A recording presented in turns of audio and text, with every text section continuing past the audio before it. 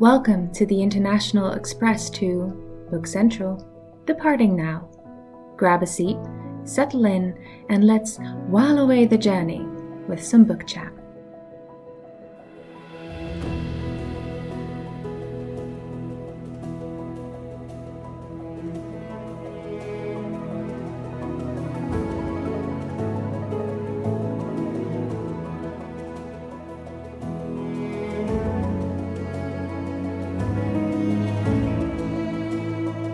Hi there! Thank you for joining me today on the train to Book Central. I'm your host, Jules. Each week, while we travel along on this train, we will discuss a book or a short story or maybe a poem, and most definitely some medieval literature. I'll tell you something of the plot and then discuss some of my favorite aspects of whatever it is we just read. These episodes will of course contain heavy spoilers, as well as shock horror gasp, context and subtext, so be warned. If you're anything like me, you spent the last week listening to and soaking in Hozier's new album, Unearth, on repeat. So I thought, why not share some of the books with you that came to mind for me while cycling through his various levels of hell. The first recommendation, for which I can take absolutely zero credit, has to be Dante's Inferno, a part of his Divina Commedia, or the Divine Comedy. Hozier spoke about how he read this masterpiece during the pandemic and how it inspired not just the structure of the album but also its various songs. Let's have a go with the first few lines.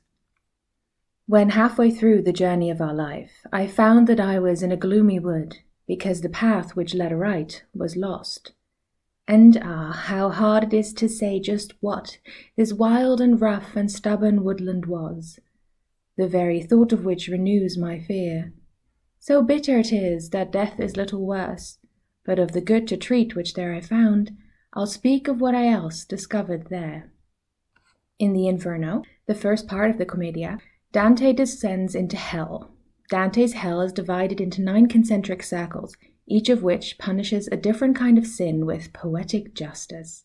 The text begins with Dante in the middle of his life, finding himself in a dark wood and no longer on the straight and narrow path.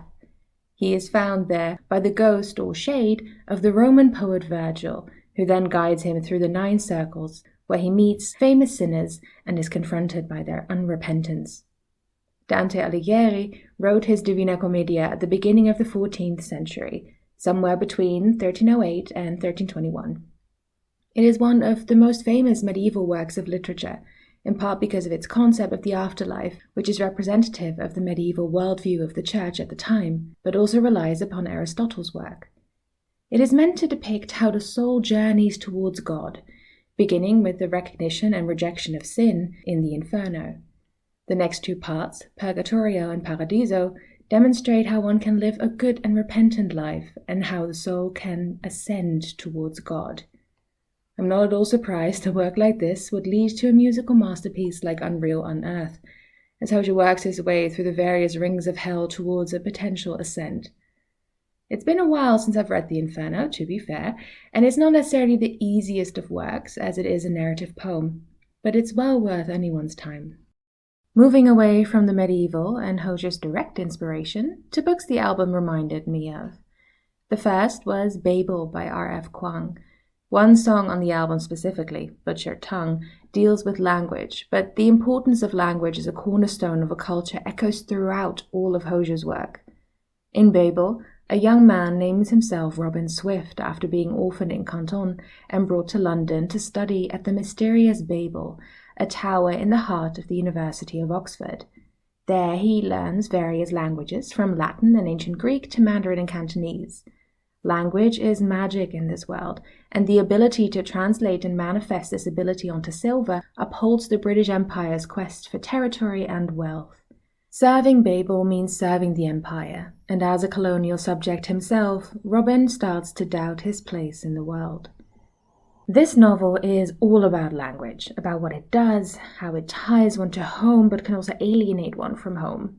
Robin sees how his language is used as a tool to oppress or manipulate, how he himself is used as a tool, all while also constantly being twisted into trying to become something different than he really is.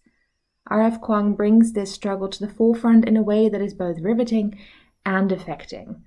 In my opinion, the book is the perfect blend between social commentary, fantasy, science fiction, speculative fiction. It's got all kinds of things going on. There is a very strong element of found family, of finding your place in the world, of trying to carve out a space where you potentially might belong. And along the way, there's also plenty of betrayals and insidious dealings. Of course, Babel also has lovely biblical connotations, much like the Inferno. My next recommendation brings us to mythology, an inevitable choice when thinking of Hozier's music. Whether it is the image of Icarus or the swan and Leda, mythology is a running constant in his music. It might be part of the reason why I love it so much. There are countless of mythology books and retellings, all of which are wondrous in their own way, but I want to recommend Metamorphica by Zachary Mason to you. In this collection of short stories, Mason retells the transformations made famous by Ovid in his Metamorphoses. From Narcissus and Icarus to Persephone and Medea, you will find all the familiar faces here, although you may not immediately recognize them. I absolutely loved this collection the first, second, and third and fifth time I read it.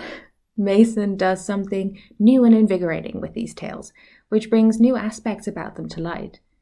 He understands that these tales are not set in stone, but rather are constantly moving and changing depending on the time in which they are told, depending on the needs of the audience.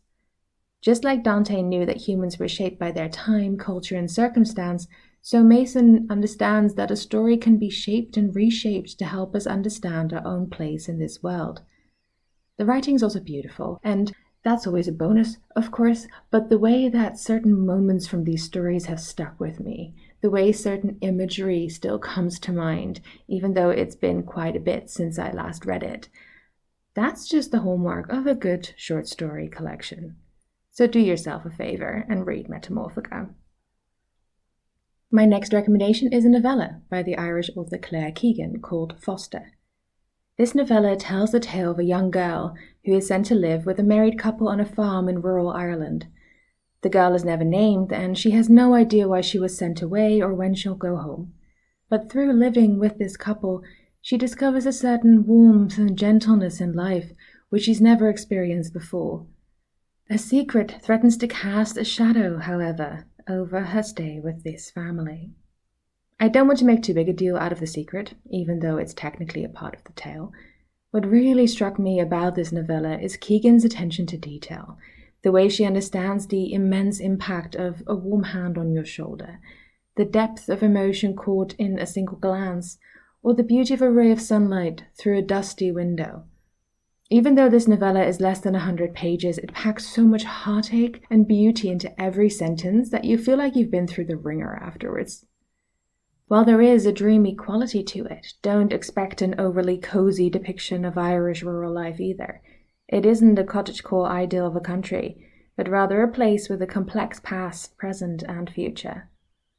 Speaking of Ireland, let's not forget about Jonathan Swift's essay, A Modest Proposal, or, to give it its full title, A Modest Proposal for Preventing the Children of Poor People from Being a Burthen to Their Parents or Country and for Making Them Beneficial to the Public.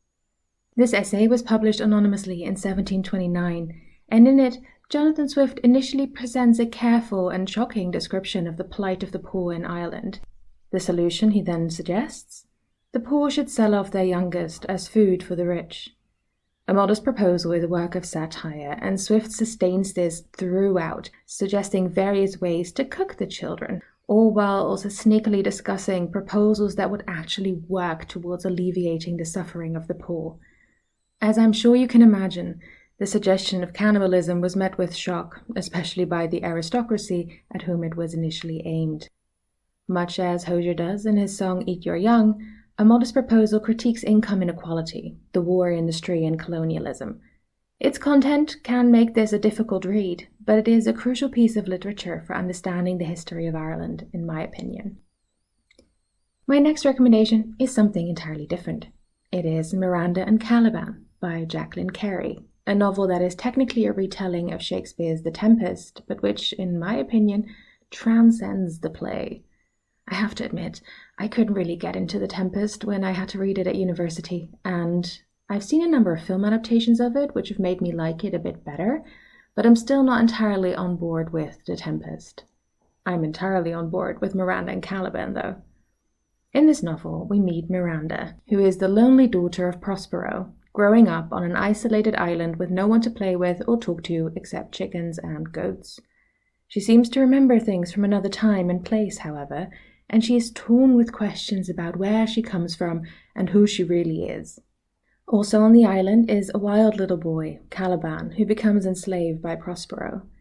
As Caliban rages against his enslavement, he nonetheless finds himself drawn in by Miranda. Miranda and Caliban is more than a potential love story. Through Miranda, Carey explores what it's like to grow up in the dark, held at a distance and yet yoked to a mysterious father figure, all while you yourself begin to change and grow. She also elevates Caliban far beyond what he is in the play, and here too language is incredibly powerful, as Miranda teaches Caliban to read and write.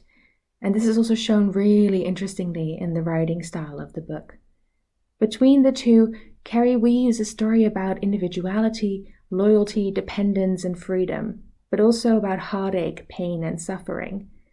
There's also just this aching and longing in the book which you can't help but feel physically while you read it.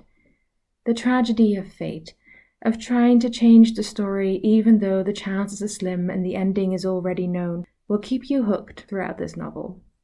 My next and final recommendation is The Radiant Emperor Duology by Shelley Parker-Chan.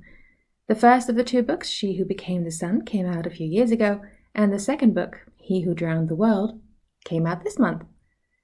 I'm going to try and do my best here to somehow not spoil the first or the second book here. This duology is about Giroux, who claims her brother's destiny of greatness as a child and now goes through life as a man, determined to achieve greatness at all costs. Set in 1400s China, Giroux finds themselves struggling against not just gender prejudice, but also the Han dynasty of the Yuan and squabbling among the local Red Turban rebels. Will Giroux's determination towards greatness be enough to achieve it? Or are there others with greater destinies and more willingness to sacrifice, waiting to take her place? Okay, I think that sort of tells you what to expect without giving literally anything away. I've been obsessed with this duology for a while now, because it is filled at once with this unbearable desire to live and succeed, and simultaneously with the unbearable weight of being alive. There is such depth of emotion throughout these books, so much hurt, so much comfort within the pain, that it's sometimes hard to take. But that's life. All things come to an end, but our desire to keep going, to try again each bright morning, to carve out a space for ourselves in a world which has no place for us, that's what makes the world turn. This book does come with some content warnings, as the violence and sex are quite graphic at times, but that's all part of the duology's charm. And those are my recommendations. If Unearth brought any other books to mind for you, please do share them. I'm always looking for more books to read. And that's it for today. If you have questions, thoughts on the book, or recommendations or requests for future episodes, feel free to leave a comment or send me an email at bookcentralpod@gmail.com. I'd love to hear from you. You can also subscribe to be informed when new episodes drop. You can find references to the materials used today in the description. Book Central is written and produced by me, and our music is by Scott Buckley. Thank you for joining me today on the International Express to Book Central.